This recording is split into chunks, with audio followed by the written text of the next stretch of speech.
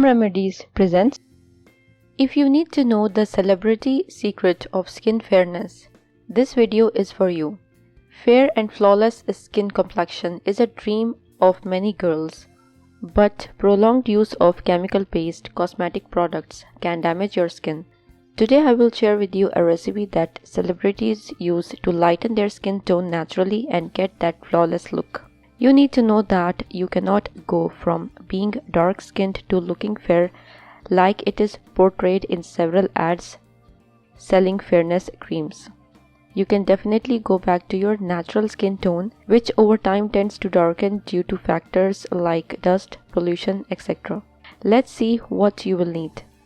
Wheat flour 1 teaspoon, curd 1 teaspoon, turmeric 1 teaspoon, lemon half.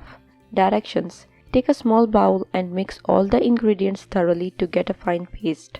Wash your face and apply it on your skin. Do this before bedtime daily for a week and see the results.